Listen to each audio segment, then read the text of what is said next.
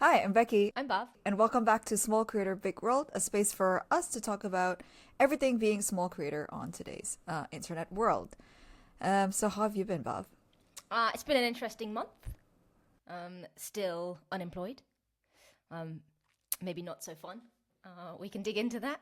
But yeah, how have you been? I've been good. I'm on currently what is called a sabbatical week, but essentially it's the whole company's taking like a week off. So this is like my week of rest, which I'm not very good at, trying to be. Um, Mm-hmm. and what else happened since you last talked? I passed probation, so Yay! that's another thing. So I will have a job for a while longer. Let's just pause there. Congratulations. Thank you. I have no idea what's gonna be different, but yes, that's a thing. It feels better. It feels better. That's right. Yeah, it feels better. I think just like knowing that I passed like a 3 month like trial period just feels like, oh, okay, doing something right. Um, I finished edits for my book. I think my editor wants to do something more where he will do like another copy edit pass, and then he wants to give it to some people for readability. Mm. I don't know what that means. I think it's just asking feedback from people who haven't been in this space just to see if the message translates. Because I guess now that he's editing into it, he's also now super sucked into this role, and maybe there's like some context um, that we are missing because we're just so deep and now so close to the work. But most importantly, I'm caffeinated, so I've got my iced coffee, Nice. and Oh, there's more. I've also got a protein tea, What? which is, I know someone told me to take in more protein. I wonder who. Um, Oh, God. but yeah, I found out now that like, because I don't really like the taste of milk. I think it's because like my parents made me drink a lot of milk growing up, thinking I was gonna be tall, and clearly it worked. Oh, dear. For people who don't know me, I'm like 5 foot flat. But so I think there's like this new thing where they're now able to isolate protein, and it doesn't have to be like super milky. So now it's in just like tea form. And this is chrysanthemum. I don't know how to say That it. sounded right. Chrysanthemum. Chrysanthemum. Yeah. And it's decaf. So yeah, I'm just gonna be taking these ice protein teas from now on Nice. to try and hit my macros or whatever the gym bros say. Uh, and that's I me. love it. Nice. Yeah, the protein. It is important. I just take the powder though, because. You take it in like milkshake form? Is that what you take it as? Because you take it every morning. But I love milk, so this is not a problem for me. Ah. I was also given excessive milk as a child, Indian, and I actually think. Sorry, side point. I think. So a lot of the world apparently can't digest the lactose or something, or like dairy is harmful or whatever. I think that bypassed the Indians because that is literally all they do. They just drink milk. Ah. As far as I'm aware, it's all good.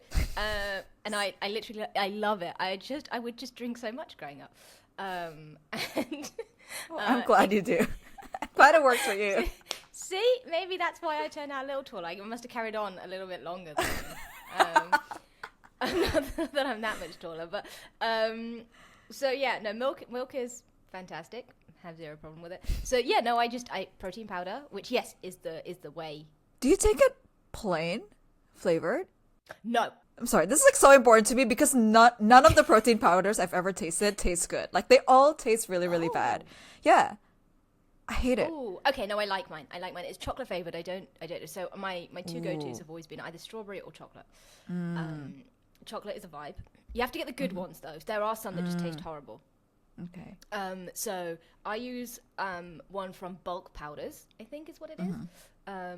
Yeah, no, big fan. You can just take it with water as well though. So if you don't like milk, you can just throw it in. But then that just tastes like chocolate water. Yeah, it's a little bit weird, and I That's weirder. I was never for it, but when I was in Vietnam, I went to this like local gym, and obviously didn't take any protein with me, but I was like, oh, if I'm like doing some running, maybe I should like get some protein. And they would like, you could get a glass of that sounds weird. I was going to say a glass of protein. You could get a protein shake from them, but they made theirs with water because most people are watching their calories and therefore don't want the extra. And then I guess they have to stock milk and all that stuff. Right. Sorry, the point of that was, it was basically chocolate. No, it must have been vanilla. Okay, maybe Vanilla water? Okay, I'm not saying This sounds progressively worse. worse. It actually wasn't as bad as you'd think. So as long as you get a high quality protein that tastes nice, and the ones that are slightly more expensive are going to taste nicer, then actually it's quite nice. But I would recommend taking it with milk because then it's a bit more like a milkshake, and that's fun. Ice? Do you take it ice as well, like with that kind of milkshakey texture? I don't add ice to most things. Okay. So I don't need it. But then what I really like doing, I think this would work. So Greek yogurt also has a lot of protein in and is natural and is good for you. Mm-hmm. But Yes. what I like to do is throw some protein powder in there as well, just to add a bit. And that's see. And then you don't have to deal with the milk or the water, and it's not a shake. It's actually just that one I like using the strawberry one. Because that's a little bit of a vibe, and then you can throw some blueberries or some strawberries on top, and all of a sudden it's actually quite nice. Because yogurt and fruit fine, but like I need a lot of sugar in my life, so the little bit of protein powder just makes it nice and sweet. Okay. Yeah. Okay, man, I have so many questions about this, but we are derailing far and fast. Apart from protein, what's going on in your life? Nothing. That's it. That's literally it. Why would you need anything else? I had the protein. I'm good. Yeah. Okay. Yeah. Sorry. There are many other things. I feel like this should have been the fitness episode, given that we've gone off on a whole tangent. So sorry. I have another point here that I might as well just mention while it's on my mind. Let's do it. Is creatine. So. Yeah. What is that? Yeah. Okay. So I don't know, but. But bear with. It's one of okay. This doesn't necessarily mean anything, but it's one of the most researched. Would you call it a supplement? Supplements out there, and basically the general consensus is it's good stuff, and everyone should take it. Mm-hmm. And you kind of need like 3 to 5 grams a day, but it does kind of what it means when you start taking it is that I think it holds water or something, which means. It could feel like you're putting on weight or something, but it's just water weight. So you would kind of like step up. And it's very slightly different for women versus men. So I think that my new favorite person in the world, Dr. Stacey Sims, was basically saying you should kind of start off with 3 grams and kind of build your way up to 5. But yeah, basically everyone should be taking this, especially if they're working out. I have not got onto the hype yet. Yeah, what does it do? Is it like muscle repair? Is it... Yeah, it's good for... No, I don't know. Don't ask me questions I don't know the answer to. But it's something around... Basically, it's just good for you. Okay, and muscles. Got it. We'll do a little bit more research for the fitness episode that Bhav was alluding to. And it's really just because Bhav and I were talking about this, and we were like, oh, actually, we do have quite a lot to say about fitness, but it's tangential to being a creator. Apparently, but we're gonna pop back in your feed. We're like, we just want to talk about this. How do we make this fit in? We do want it.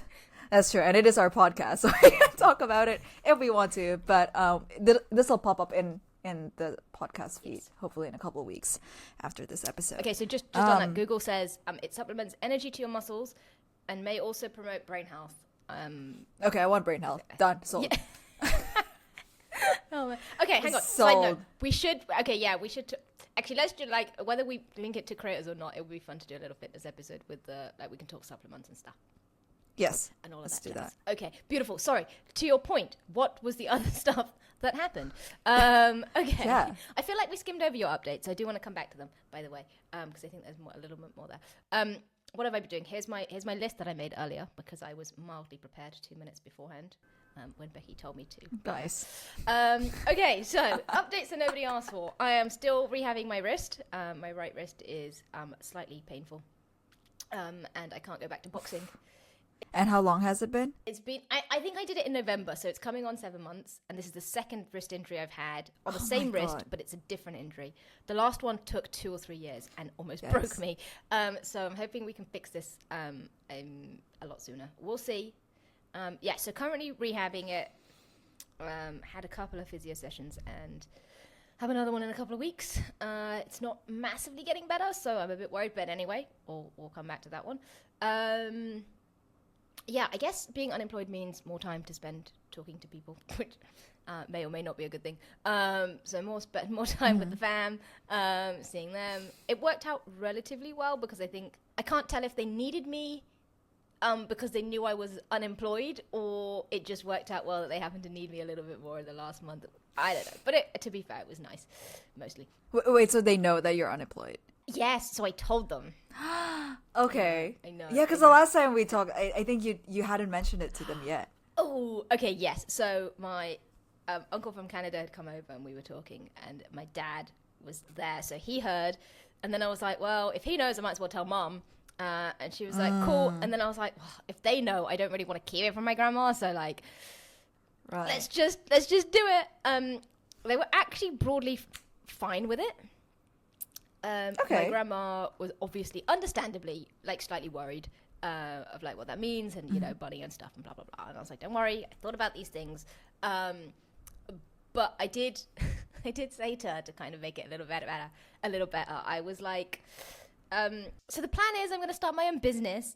Ooh. Yeah, but I mean, whether that's true or not, TBC. It's not completely untrue. It's on the list of things, but isn't really that realistic. Who knows? But the downside to that is, while it might have pacified her in the moment, every time I speak to her now, she's like, "So, you building a company? How's that going? Have you found anyone to build a company with? How's the update on the company?" I'm like, God damn it, Mum! My Stop.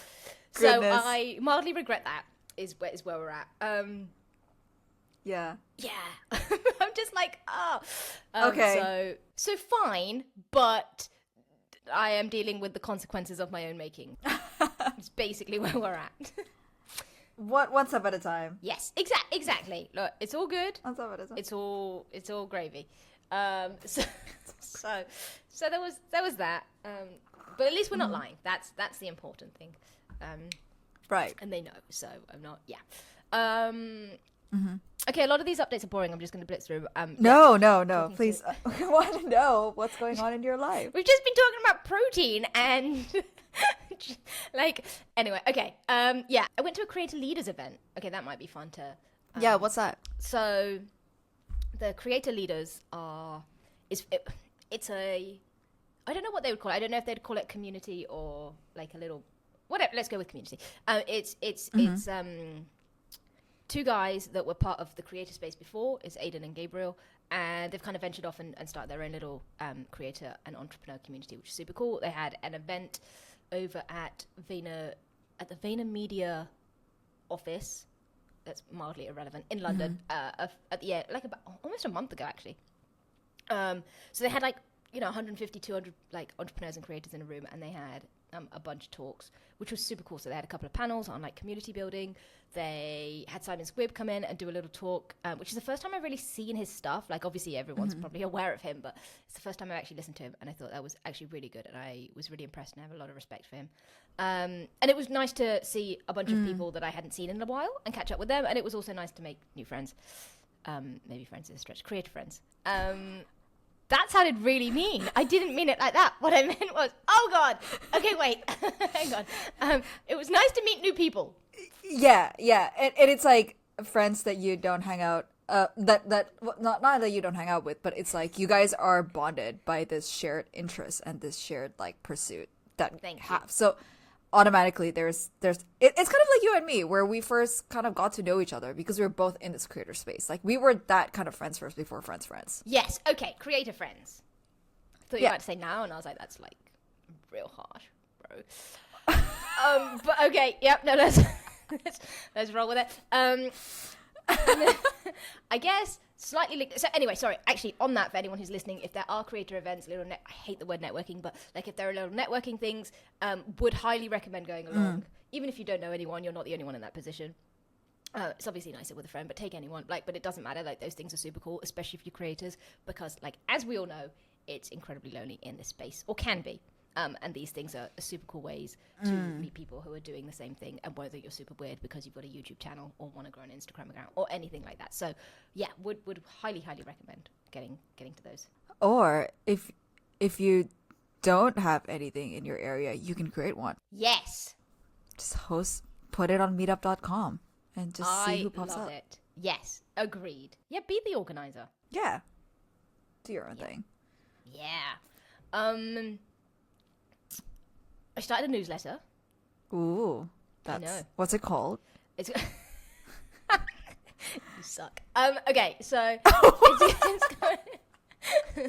it's Just plugging your stuff here, I think, as a good creator friend would do. Yeah, but it makes me feel weird.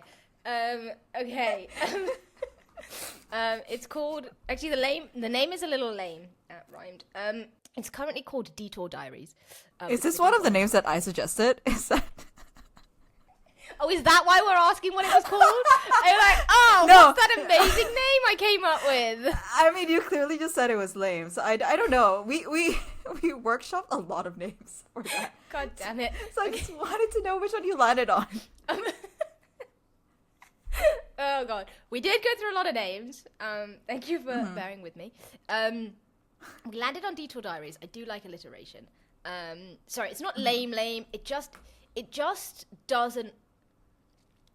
It doesn't feel like it. I think it's a good name. I like it. Encompasses what I'm trying to talk about. I.e., hey, look, I'm taking a detour off the default path, the pathless path, if you will, and we're just seeing where things go. So I kind of like it. It does do what it says on the tin, which is also what I wanted to do. But I've been toying with growth over grind, which now I say it doesn't sound as cool as Detour Diaries, so maybe I will stick with it. But yeah, anyway, we're working on that. It's a great name. Somebody suggested it, and I was like, oh my god, that's the best name ever. It could also be not me. I don't remember. It was either ChatGPT or you. Like, okay. Who knows? Your two creator friends. Exactly. ChatGPT and what was it? BeckGPT. They are the only two people I talk to. God, thank God for ChatGPT. Wow. No. Also, wow. Okay, hang on. Also, thank God for you. Oh, this got bad. Okay, no. What I mean is, I'm messing with you. What I'm trying to say is, it could have just you would have had to deal with all of me. Had it not been for ChatGPT. And ChatGPT is available 24/7. And you go to sleep. Yeah, fair. That's fair. We have a time zone difference, which is even worse. Yeah, Bhav's based in the UK and I'm based in Hong Kong, so I'm like 7 hours ahead, I think. Yeah. So not helpful, because the creativity, it strikes in the evening and you're asleep. Fair. Yeah, I can't do anything about that. Nope. So ChatGPT is my new friend. Yep. So anyway, where were we? So yes, so I started. So the newsletter is out, and actually the first thing I wrote about was the Creator Leaders event. So maybe we'll link that if anyone is interested in finding out a little bit more, and actually even wants to join Creator Leaders or whatever, because it's based in London too. What else is going on? Yeah, nothing too interesting. I think I've rambled enough. I think to sum up, talking to people, talking to creators. Trying to do this writing thing. Thank you for being my editor, by the way. Unofficially. Bhav's been really great. She's been publishing like every single week, which is insane. Except this week. Not yet. You've still got time. One of these days. This is normally where it starts to crumble. Oh, well, that's not gonna happen. And one of these days, you're gonna get one of those like, oh, you've published for like X week in a row, and you're top like X publishers on Substack. The thing Like, once you start hitting a streak, I think Substack will start sending you these emails. Interesting. The aspiration, is that the word? Yeah, the aspiration and inspiration is you are in the top 1% of Substack creators, am I correct? Yes, that's correct. I am on, I think, week 112 or something like that. Jesus. It's just insane. That's over 2 years, am I correct? It's over 2 years. Yes, I started when I was in, like, my first cohort of Rite of Passage, which is about like 2 years ago, like spring 2023, and it just never stopped, just kept going. Okay, so that is the goal, to hit the top 1%. Exactly, which is not hard. You just have to keep going. You don't even have to be pretty popular. I don't have an essay that went viral. Like nothing popped off. Like my subscriber count is still, like, I only just hit 500. But it's like one of those things where I guess if you just are consistent with the input, you get to the top 1%. But nothing popped off. So I don't know. Yet.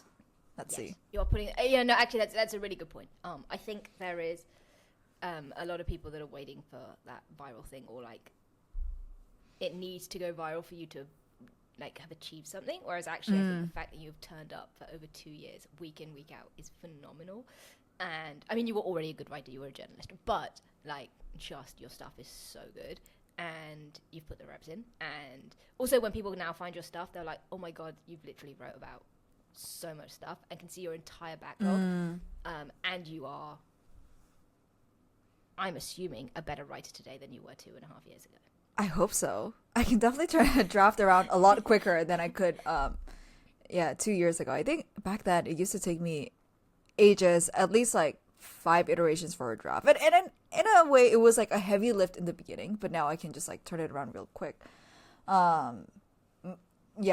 Just experimenting with just different forms of writing, and because I've just done so much, there seems to be a quote unquote niche that pops up. But also at the same time, I'm still keeping it really broad. Have we talked about your process? I don't think so. Okay, can we? Because I think this was really good, and it's something that really helped me. So I am the person that it's just a bit shit at doing things. But I think in my head, and when I've tried this before, I always just used to sit down and again, there's nothing wrong with this, I guess. But for me, it didn't work consistently. I would sit down and you know, try and write something, and like I barely edited it and then published it all in one sitting. Oh my God. Yes. And I remember it used to take me hours, and I'd just be like, oh my God, why is this so hard? Like, I should be able to sit down and just do it and push it out. Like, I didn't fully understand it, and then it became such a heavy lift, and I'd be like, what the hell? And then it was only after talking to you and understanding your process that I was like, oh, there's another way to do it. And I know I'm only 3 issues in, but like I already much prefer the process. So yeah, can you how does your work? Because you do drafts, which I think was game changing to me. Yeah, and the reason for that really is because during Rite of Passage, we were kind of like told that like creating in isolation is really hard because there's just like so many blind spots that we don't see, and so they kind of like push the creating in a group thing or in a community from the very beginning. So from when you're like brainstorming ideas, and what I used to do is when I was running these things called we called it gyms. And it was like, there's like different kind of gyms. There's like an idea gym where you kind of brainstorm ideas with each other. There's like a writing gym where you just are like in Zoom rooms and like writing alone. And then there's like a feedback gym where you exchange drafts and exchange feedback. But so my whole process used to be that I have like a capture system for my ideas. So every time I think of an essay idea, I would like put it in my notes and tag it like essay idea. And then I would go to a gym for like brainstorming ideas, and I would actually present like 3 ideas to like the other person. And we did a little training as well on like these gym things in the beginning. So we were taught how to like ask questions, how to prime the other person to talk a little bit more, how to notice like emotions like excitement, or like how if a statement that they said was like particularly emotionally charged, because then we know that there's something there that we could dig in deeper. So I would always come and like present like 3 ideas, and I would just make whoever was like partnered with me to pick one that like is most interesting to them, or like that they thought made me feel most energized. And then we would talk about it for about like 30 minutes, and then we'd switch. And basically the brainstorming is just like, I would just do my little spiel, and then they would say like, oh, actually I want to learn about what you said about XYZ a little bit more. Can you go a little bit deeper? And that whole process goes on for 30 minutes, and I'm just like actively taking notes. And then I take all of that notes and I turn it into like a first draft. And then I share that draft with like a group of Rite of Passage alum people. And we kind of exchange drafts asynchronously throughout the week. We have still like a WhatsApp chat that's still going on and such. And then towards the end of the week, usually I don't like having so many comments pile up, so I would always continuously like iterate as the feedback kept rolling in. So usually what actually gets published, back when I was still doing this very rigorously, was like draft version 5. And it seems like it's a lot of work, but it's actually really small tweaks. That does seem like a lot of work. Five Five drafts. drafts. I mean, that's a full-time job. it was a full-time job. What was I doing in my previous job? Holy cow. Not a lot, clearly. Yeah, I was just thinking about my Substack essays. But Yep. yeah, but okay, so what was about the learning about this whole process that appealed to you? Because you said it's very different, and for some reason somewhere here clicked in your brain. Yes, I think it was a draft, and obviously, yeah. When I heard 5 drafts, I was like, no, thank you. But I only do like 2 or 3 now. It's not 5 anymore. I think this, but it's not the first draft. Yes, okay. So I think I loved that as a premise, and there is something in that, and I think it's very cool to do it with a group of people as well.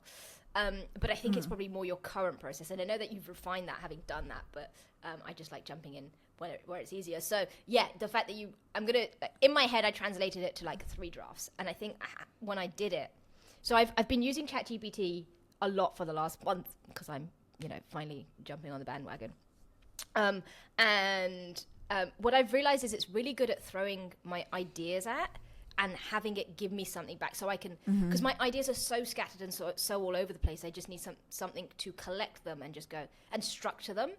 And yeah, ChatGPT is very good at this. So that's what I've been using it for a lot, of just going bleh.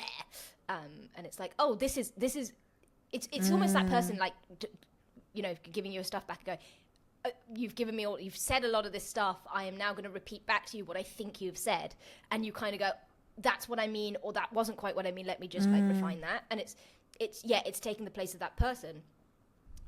So when you're asleep, I can talk to ChatGPT instead and be like, okay, here's a complete brain dump of what the hell's going on in my head. And what I like about it is that I can go, oh, that's a thought that actually doesn't relate to this, but can you hold that?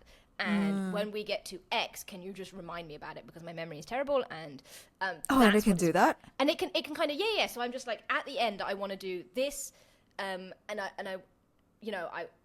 wow. I can't remember exactly what I said, but all it does is it will just prompt me at the end, and it doesn't mean I necessarily do it, but it's that really good placeholder of like, oh, I want to start, and then I'll just like start a new chat or something if I need to, or I'll park it. But it's like, yeah, can we park that idea and resurface it when we get to X point, or so we'll finish a draft and I'll have said, oh, actually, I also wanted to do a tweet. I don't tweet, but about this point. So we'll get to the end and be like, cool, I've kind of finished this. Do you now want me to draft a tweet about X? And I'll be like, oh, cool, just do it, because then I've got something there. So sorry, that was a big ramble. So my point was, the draft system was really helpful, and the fact that the editing was separate. So one thing that I struggle with is because writing, so they're all different hats, right? So like ideating is one thing, writing is another thing, and editing is another thing. And I think that's where I struggle, because I was trying to do it all in the same space, and my head isn't always in those spaces. So yeah, how did you kind of let's talk your current process, because it was your current process that I kind of like. So what does that currently look like?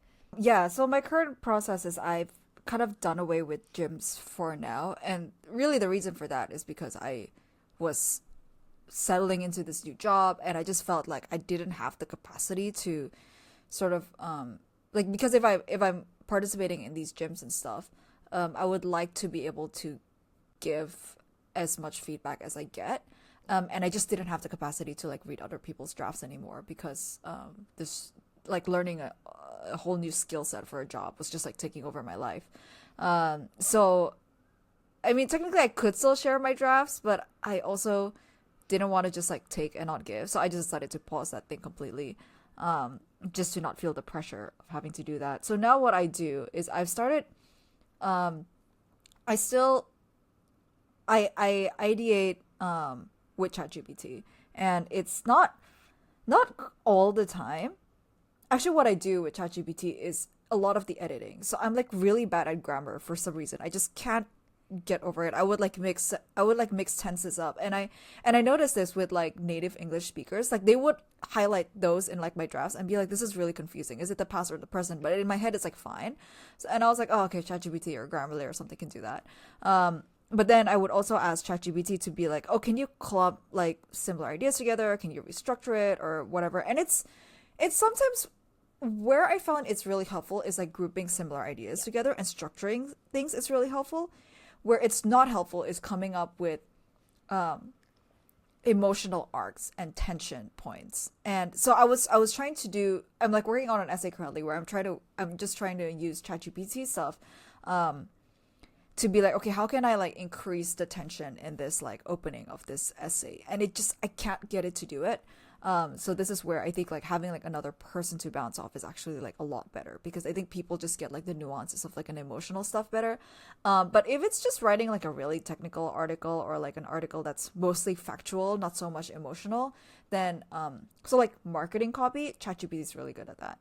So it's like good. And so I guess it's like this is just like a tool, and this tool has like these sets of particular quirks. And then just knowing when to turn to it when you need it is how I'm using it. So yeah, I draft a idea with ChatGPT, but I also like kind of pass it through like my own sense check of like, is it good or is it not?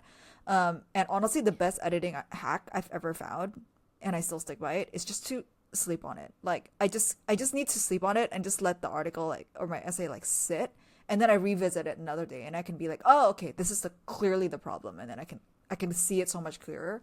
But editing the same day is really, really hard, because unless like maybe I'll like nap in between if I really need to edit in the same day. But I just needed like a brain like reset, because I really can't look at a draft and edit it at the same day. Yeah, I think that was a huge unlock. And hearing that from a writer was also like, oh, that's okay. Like it almost kind of gave me permission. But yeah, so in my head, and again, this isn't necessarily what you do, so you can correct me. But in my head, what I took away was it's like a minimum 3-day process. So you publish on Wednesday mornings, right? Is that yes? Yes, I publish every single Wednesday morning. So yeah, to me, I was just like, cool, this is a 3-day thing, and I was like, right, you do your first draft on day 1. And that's more like the brain dumping, the structuring. So that for me is, a ChatGPT version 1. So I will have this conversation with ChatGPT and be like, here's what I'm thinking about. Step 1 of that is like, let me just get my thoughts in order. And step 2 is like, now you've heard all my thoughts. Can you give me a first draft of what a newsletter could look like? And then I'm like, cool, that seems reasonable.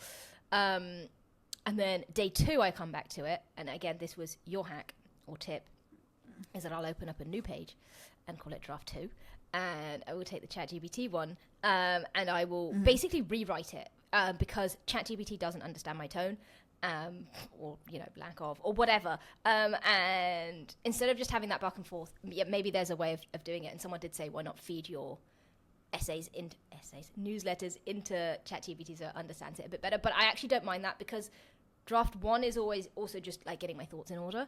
I kind of know what I want to say. So day 2 is me writing that up in my own words and using the ChatGPT structure. So I will then restructure as I see fit, or just kind of make it mine and add things or take things away or whatever. And that's day 2. So I will send you a ChatGPT version 1 to go, yo, is this half decent? Is there anything in this? But like doesn't need editing. It's just like, where we're at. And then I'll send you what is officially a V2, and go, okay, cool. Now this can do with an edit. And again, I'm very lucky that I have you, because it would be much harder otherwise. But yeah, so I send you that, and the time difference works a treat here, because I can send you at the end of my day, and you'll log on and be like, okay. So I'll wake up to all these editing notes, which is fantastic. And then my day 3 is basically those usually smallish tweaks, adding some things in, taking things away or whatever, and then uploading it. Because actually even uploading is a faff, like the copying and pasting and the like blah de blah, which is like, I hate that about YouTube as well. It's like a whole extra thing. So yeah, in my head, yours was a 3-day process, and I turned mine into a 3-day process. So I just stole from you, basically, but it's probably not exactly what you do. I mean, it's whatever works for you. Like I'm pretty sure everyone has like a different process. Like I know Michael Dean, who kind of like designed a lot of the curriculum of Rite of Passage, and was like editor-in-chief for a while. Like he was extremely rigorous. Like he would get his essays are like really chunky as well. They're like thousands of words. But he would like send a different drafts to different people and ask people to emoji react to like different sentences. And he would sort of like make a heat map of which sentences are clicking with people and which sentences are like confusing people and stuff. But also this is why this dude has like an O'Shaughnessy fellowship and I don't. Like his writing is really, really good. But like he goes through like that level of rigor. And I was like, oh, I don't want my Substack to be like that of a heavy lift. But like there's just really no right way of doing I guess like any sort of creation, but I think it's just like looking at different examples and different processes and figuring out, oh, actually like this works for me, this doesn't work for me. Some people like talking to like voice noting their thoughts as well. That doesn't work for me. But I think just like knowing there's different methods is really, really helpful, because at least then you can try and then see if it works for you or not. Yeah, no, I completely agree. Back in the day, I would just sit down and write, and I wouldn't care about editing, and I wouldn't care about whatever. Like I might do a slight spell check, but not really, because I would just brain dump something and just publish it, because at that point I was just trying to get reps in, and it wasn't anything else. But now I'm a bit more focused. Like I want to learn the craft a bit more, and I want to become a better writer. Let's go. Exactly. And So given that I have excited. a built-in editor, it kind of makes sense to take advantage of that. But yeah, I guess the flip side of that is exactly what you said, right? Do what works for you. If you want to write something for 15 minutes and just publish it, like, do it, because that's better than not doing anything. Yeah. Oh my gosh. Well, now on the topic of Substack though, Yeah. I did come to you with a problem that I thought it would be also nice to talk about on the podcast. So in the past few weeks, I wrote an essay series called Cheat on Your Job. And really what this was just a call for people to have like a hobby or just something else that you're serious, or maybe not serious, but like sincerely trying to work on. That's not your job. So like cooking, if you're like preparing a meal, then that's just like a side activity. But if you're like seriously trying to hone in that craft, then I think that's what I would classify as like that's cheating on your job, because now you're putting like a concerted effort into something that's not just your job. So it could be a side hustle, it could be something as simple as like cooking or working out and all these fun stuff. But after I got that series and I realized that the first post of it, so like what I call like the manifesto of Cheat on Your Job, is now like my most popular post on my Substack. Yeah, it is. And then Bob, I immediately came to you and I was like, should I start a second Substack for this? Which is why this whole thing came about, of like, as I was thinking about it, like I think this is something that we as creators sometimes we think, because like we're also like, if we're creating, we're familiar with this concept of niches, of the fact that all of our creations need to revolve around like a certain topic or something for the algorithm allegedly to be able to recommend our content. I think this is more of like a YouTube thing. Like I think writing is a lot more forgiving, because I see so many writers on Substack and we are like all over the place. We do not have a niche. We're just writing, we're just pumping stuff out. So I think the writing medium is a lot more forgiving on niches rather than YouTube channels. But I think even in YouTube spaces, I don't know, Bob, you might be more familiar since you've seen a lot of students go through Part-Time YouTuber Academy. But like, what are your thoughts around that? Like, do you see people starting second channels? Do you see, I mean, even you yourself, when you were restarting this newsletter, you were thinking about whether you were going to revive your old Substack or just completely start a new one. And you opted for starting a new one. Yes. Like, how does one think about this? Help. I think this is a common problem. I think there are two groups of people. Yeah. And again, everyone, this is just my 2 cents on it. But I think there's I can probably speak a little more to YouTube than any other platform. But I think there's way more of a trend, or has been recently, of big creators starting second channels. And that What are makes some names? sense. So like Ali Abdal has a second channel, Matt Diavella has a second channel, Thomas Frank has a second channel.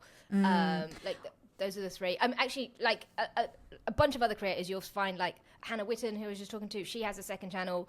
There's more that I was clearly not prepared for, but there are a lot of people that have kind of built up this huge following. Yeah. Just for some quick context. So Matt Diavella's main channel is like minimalism and self-development and stuff, and his second one is called Bonus Diavella, and it's just kind of like his hot takes and stuff, and he swears in like the first 7 seconds, so his stuff doesn't get monetized over there. It's really funny. Thomas Frank, his second channel is all about Notion and coding, if I'm correct. Yep.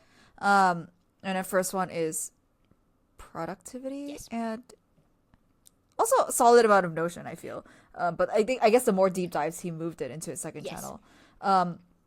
Ali's second channel is the vlog stuff. Yep.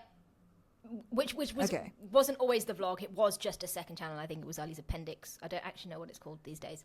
Yeah, it's kind of dipped in and out. That's the kind of general gist. Jack Edwards has a second channel. Jack Edwards, the book. Yeah. The book is so his main channel is about books, and to be honest, his second channel is also about books, but in a different way. And I think How so? The reasoning is kind of exactly what you've said with Matt, right? Thomas Frank is maybe slightly different, but so the main channel is focused on the algorithm and growing, and it's your kind of main source of income, so you have to play to the algorithm rules, right? You have to do the things, tick the boxes in order to grow and keep on the platform and continue to build an audience and fundamentally make money, because that's what everyone in that kind of bucket is there for. And therefore, you can't always put out the content that you want to put out, right? Because some videos won't perform as well. So you kind of have to play the algorithm of like, oh, well, I have to talk about X because my audience wants X, or I know that this video will pop off, or this is trending, or whatever that looks like. That goes on like your main channel. But understandably, creators are like, but there's other stuff I want to talk about, right? I just want to... We're all like multifaceted human beings. Yes. Are just... Yes. We contain multitudes. Exactly. And it's like, sometimes I just want to put out a 20-minute ramble video. And I think a lot of people will just take the hit on their main channel.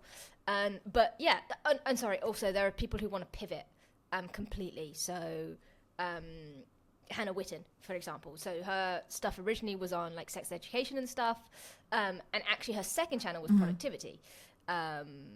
Which is a different niche. So I guess there's two kind of things to this.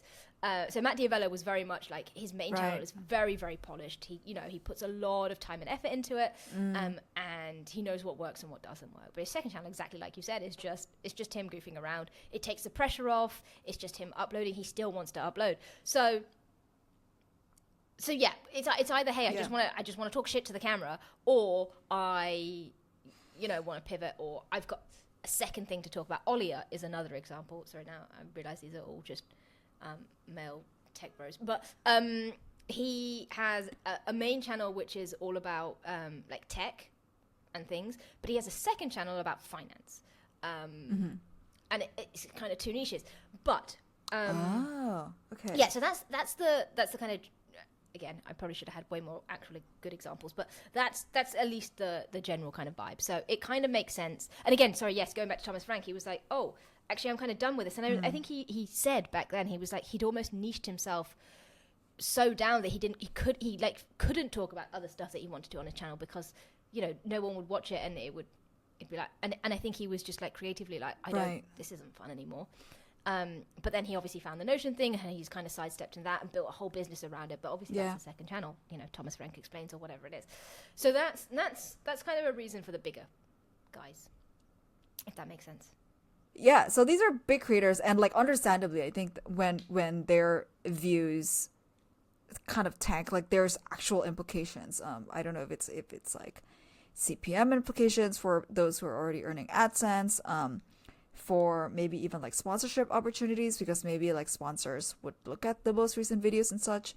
But for like small creators who are still trying to build out their like first, I guess their first niche, or like build out their cement their positions as a thought leader in some sort of like space. Is it even worth it? Like, is it also just like, okay, you can have like a second channel or whatever for just like your creative output? Or is it not even worth doing it at all and just be like, no, bro, you just got to focus down on one thing and just do it. And I'm saying bro just because it's such a hustle bro thing to say. I feel like to just like focus on one thing and get to the top 1% and all that jazz. What do you see from your side? I'm completely clueless about this, and that's why I came to you with this problem. That worries me mildly. So what I will caveat this with is also I don't know what I'm talking about. But and I think this is where it's completely different. And I think the reasons are also slightly different. Because like if you could imagine, if you had started 2 Substacks like 2.5 years ago, would you have been as consistent? Would you have added pressure? Would you have been the top 1%? Like what would that have actually looked like? Your attention would have been split versus just throwing everything on one Substack. So I think the danger that new people fall into is it kind of is that I want to talk about all of the things. And there is, you do have to niche down to begin with, like, to get anywhere. Having said that, that's if you actually want to grow and build an audience and monetize and all of that stuff. Like, it could be that you're just doing it for a hobby and then it doesn't matter. But then I'd question why you would even question about 2 channels, because at that point it doesn't matter to you. So I think 2 channels or 2 Substacks or whatever it is, 2 accounts for various things, it splits the focus and it makes it harder. And although you have been incredibly consistent, a lot of people aren't, right? There's a reason you're in the top 1%. Because, like, I haven't been consistent with barely anything ever, and I think that shows. Whereas, like, splitting... So when I started my YouTube channel... No, sorry, I started my podcast and then did start a YouTube channel, and it was just a lot. Like, the YouTube channel itself was a lot. But, like, it's that split focus and split attention, whereas had I just... Probably during that 6 months where I was YouTubing, just focused on the podcast, I would have grown that so much better. And then I would have, at some point, had the space to start something new. There's also the, like, if I can take it back to you for a second, you are in the position where you have, you already have an audience, you are already putting stuff out, you already haven't specifically niched down, like, you're not the go-to person for, like, and therefore, to me, it didn't make sense. Like, if you were very specifically talking about productivity for 2 years. Right. And then you were like, now I want to talk about, okay, maybe productivity is bad because it's still kind of tangential. If you were talking about beauty for 2 years, and then all of a sudden we're like, now I want to talk about cheating on your job, that would have been a bit weird because you would have built up an audience over 2 years. Whereas this is very slightly different. If you were brand new, I would like, and you were talking beauty, and then you wanted to throw this in, I would be like, don't set up a second channel.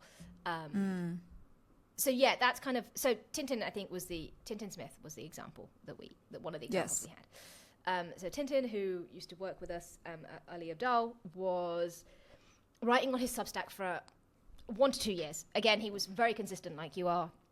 Every Sunday night, he would post something to. I think he called it the Sunday Night Review was his newsletter. One of my favorites. Would recommend. Yeah, about a year ago, maybe even longer, year and a half, he was like, cool, now I want to start doing YouTube stuff. So he was an example where he did start a second channel and a second Substack. But he, I think, had already tested some things. He was already in that world. He knew where he was going, and he thought a lot about it. And he was already consistent. And to caveat, he stopped posting on the Sunday Night Review to focus on the YouTube stuff. So he wasn't. I didn't know that. So he wasn't doing both simultaneously. Tintin is very good at this. Like I'm like the way he thinks and like the way he approaches things. He's very, very smart and switched on. So he thought about it a lot. He'd given it a lot of like time and attention. He talked to the right people or whatever, and he came up with this thing. And he was very strategic about it. He was like, cool, I am now parking this. I've done it for however long. I will come back to it. It's not about to serve a purpose. I actually want to actively go and build this second thing. I know what I'm doing, or know enough about what I'm doing to start. You don't need to have everything planned out. And he was like, cool, parking this one, giving my attention to this one, because he was very good at is at time and attention and not putting too much on his plate and making everything sustainable. So that's when he started the second thing. And even the second YouTube channel, I don't think was necessarily a big thing. I think he was just looming or whatever, or dumping things as and when. But he actively then went out to grow his second Substack.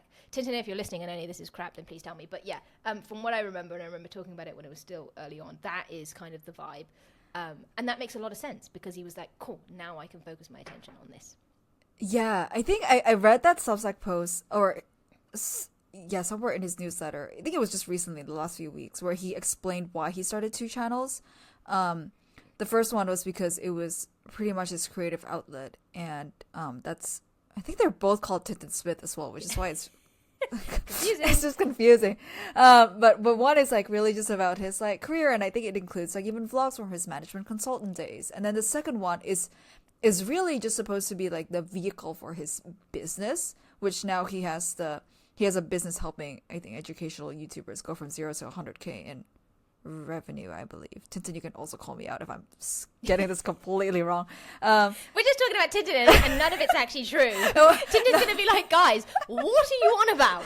All you had to do was spend 5 seconds fact checking. Yeah. But no. But no, we were just rambling. We're just rambling. But I just thought, because that was such a good example of like, oh, it just makes complete sense why he would start a second channel and also a second Substack. And I did not know that he started the Substacks, like, that he pivoted from one to the other, because I followed his stuff, I think, at a point where it was already both going simultaneously. So now I just receive 2 newsletters from Tintin every single week, and I just, in my head, just thought like that's how it's always been. But clearly it's not, which makes sense because both are like really, they both have their own lanes that they're running on.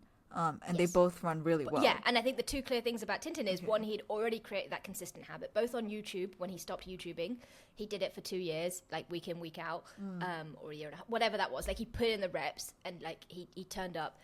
Right. And with the Sunday Night Reviews, he turned up every week for however long it was. So he knew. So he wasn't a newbie, right? It wasn't like, oh, I want to go in this direction, I want to go in this direction. Oh, my attention split. And so when you're starting, not that you're a starter, but like in general, for starters, you can't split your attention because you need to focus and actually turn up. It's hard enough to turn up for one thing, never mind 2. So right. I think there's, for newbies, and I include myself in this, it's very easy to get like, oh, I need to do everything now all of a sudden. But what we don't realize is like by not doing everything now, the alternative is doing nothing, because we're not going to be able to, it's going to be like the 1% that are able to like sustain this and do 2 channels or whatever it looks like, but the majority of us can't, and turning up week in, week out for one thing is hard enough. So let's not put pressure on it. Also, nobody is watching or reading your stuff at the beginning. You can throw as much spaghetti at the wall as you want to and see what sticks. Right. You don't need to separate out. You don't necessarily need a niche from from the get-go. You can niche down from video 10 or 30 or 50, but turn up in the first place. Right. There's this whole other thing as well where you discover your niche as you go. And so starting a second something in the beginning is probably not the right choice. But what I'm hearing from all this stuff that you're telling me now even is like, actually starting a second something, even though I'm like 2 years into it, is still not the right step. And it just feels like starting a second something needs to have like a certain level of intentionality. And I don't have that yet, especially because I'm still experimenting with stuff.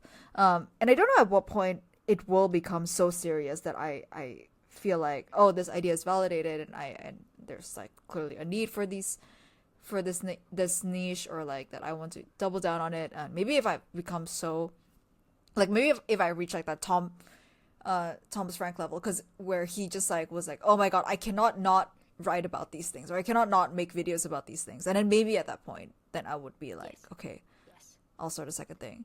But as it stands currently, because I'm still like dipping my toes into so many different things, a second channel / publication just sounds like too much of a commitment that would maybe even like crush my creative output, versus just trying to do things for the sake of like growth and niching and all that jazz. I think the other thing about you, and then I have some questions for you, but the other thing about your stuff is your... Okay, so sorry, a little bit of context for specifically what we're talking about. So, like we said, Becky has been posting for like over 2 years now, and basically you just write about what you're feeling or what you're going through or what you're like, whatever you want that week, right? There's no specific thing. No, I have no niche. Yeah. But then you have this idea. You had this idea for Cheat on Your Job, which is incredible and is very, very cool and has potential. 100%. It's such a cool concept. And you had the idea of, I think, so you literally wrote out, and I don't know if you knew it was going to be 5 or whatever, but you wrote these 5 articles, right? You kind of, it was like, cool, there's a little experiment, let me go with it. So you like wrote out your manifesto for one, and then you had like 4 follow-up articles, newsletter, whatever the bloody hell they're called, essays. So you had a thing, but it was still like in testing phase. It wasn't like, hey, this is exactly what I want to do. I want to go and build a business around this. I'm 100% sure. I have all of the bloody blah, blah, blah, whatever. It was like, cool, I have this concept. I'd love to test it out.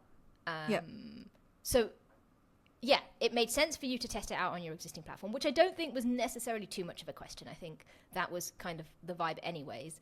But then, like you said, the manifesto, the first one was kind of your most popular post, and then it was like, oh, should I split this out? Is this what like people want to hear about? Blah blah blah.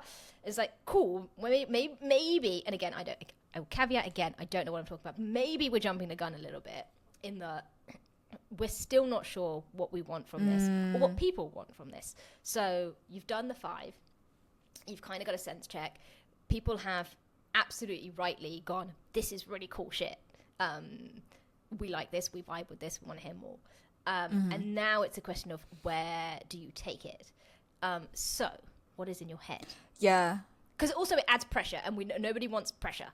And you also very much like your creative outlet of Substack every week. And that's a thing. Actually, sorry, one more thing, and I promise I will let you talk, is with your YouTube channel when we were talking about it. Ah, yes. So your YouTube channel has a couple of thousand subscribers, if I'm not wrong. Yes. And a lot of that has been built up through your painting and sketching and stuff, and kind of sketch with me's from like lockdown and stuff. And then recently, I mean, I say recently, but within the last year or whatever, there's, you know, like travel vlogs, and you've done like morning pages stuff, and it's a bit more of that vibe. And I think we were talking about maybe doing a video for Cheat on Your Job or blah, blah, blah. And then we also had the second channel conversation there, or whatever that looks like. Yeah. And your response, I believe, was, oh, I don't really care about like what YouTube looks like. That's just a creative outlet. Yeah. Or something like that. Yeah, no, that's so true, because I think I'm primarily a writer. I'm not a primarily video person. And I just know that about me, just because I've given both like enough time and space. Like I uploaded a YouTube video like every single week for a year and a half. Got monetized before I really decided. I was like, you know what, this is just not my thing. I just like, I did it. I know I can do it, but I don't enjoy it as much as I do writing. So I just know that it's just not the way I naturally express myself, the way that a lot of these YouTubers are very natural, like filmmakers and camera people. And that's also why they shine so brightly on the platform, is because this was a medium that's like suited for them. But that's why with like YouTube, it was so easy for me to go like, oh yeah, I don't care. Like, it's a channel, it has my name on it. That's the niche. The niche is like me. It's like whatever I want to talk about, whatever I'm interested in, whatever I'm like thinking about talking about that day. And I also have this like sense now that like YouTube is not so much like focused on channels anymore. I think because maybe the AI or something has gotten so good at like reading content from videos that they just surface videos that are like relevant to you. So for example, like I love Atsuko Katsuka's stuff. Like, she's a comedian, and she doesn't have a YouTube channel, but like YouTube knows that she's currently promoting her latest, like her upcoming HBO special. And so the YouTube homepage just serves me all these like Atsuko interviews, and from all these channels that I don't watch and that I don't subscribe to. But now I'm just like exposed to this whole like array of YouTube videos. And I think that's more so why I feel like, okay, maybe YouTube doesn't punish you as much for not having like a niche. Maybe. But I think this is a new thing. This is like something that I've only noticed in like the last 2 months. Okay, yeah, no, I think you're right. I think there is a difference between views and subscribers, right? So, yes, the YouTube algorithm is so damn good that it will just surface you the right video, right? It knows what you're watching. Creepy as that may be. Super but, creepy. Like, it knows you, right? It knows you better than you know you. It will surface stuff up. But what you also want, along with views, right, is you want subscribers, because you also want to grow your audience. Yeah. And then when somebody gets to your page... So, Becky, someone might see your morning pages. I'm clearly just talking about myself. So someone will go and see your morning pages video and be like, oh, that was so bloody cool. Love it. And then they might see like your notebook video and be like, loving this stuff. Who is this Becky? And then they might go to your channel having watched 2 or 3 videos of like, oh, that's the... And then realize the rest of them are all about painting and be like, well... that's not fun. And therefore, that person isn't going to subscribe, but you will get the views on the relevant, and vice versa for the painting, right? People will come to you, will find you. Yeah. But if your whole backlog or your page had been set up for like journaling or notebooks or note-taking, you know, it'd be like, yes, please, like get in my feed. And that's the kind of difference. So yeah, I guess you're right. It's not going to punish you. It's still going to surface your videos to the right person. But when somebody looks at your page, they might go, oh, I probably won't subscribe because are you going to do a painting video next, or like what? That's true. So it is not great for growth, that's for sure. But I don't know. This just makes it. But that doesn't matter for you. No, it does not matter for me. But it also makes me think of like, okay, now that I have like Substack talking about like some like okay, say like for example the cheat on your job thing, should I also build on this idea on another medium? So it's not like a second channel conversation, but it's like a second platform conversation, which is yeah, all of these things paralyze me insanely, and I think that's why like being a creator on the internet in 2025 is so confusing because there's just so many platforms to choose from, so many niches to go down on. Everything is just like an endless possibility, and I have like major choice paralysis about a lot of things, and I just stick to the one thing I know, which is writing a weekly Substack essay, and that's why I've only been able to stick to one. It's because it's too much to think about all these other things. Which is so fair, but aren't you glad that you've done Substack for 2 years? Like, you could have split your focus 2 years ago and not been in this position right now. That's true. Actually, yeah, now that you mentioned it. I mean, the whole reason why I like switched off YouTube is I was doing both weekly Substack essay and weekly YouTube video for about 6 months. And it was so hard. Oh my goodness. Like just doing that on top of a full-time job, I just couldn't do it. It was way too hard, and I had to give up one. And then and it was a really hard decision too, because at that point I was like already monetized. I was like, oh my god, I'm like getting somewhere finally after like slogging through this YouTube thing for so long. But I just couldn't. I was like, if I have to pick one, I'll pick the one that like feels more aligned with me, and video just didn't seem like the medium for me at that point. But I don't know, maybe now with all these like AI editing tools, maybe I'll be back. Who knows? Yeah, but that's the thing. I think everyone, and again, I definitely include myself in this, like people want to do the thing, they want to do everything all at the same time and end up doing nothing. Whereas actually, if you picked Substack, and I think like from the outside, I think that was the right decision.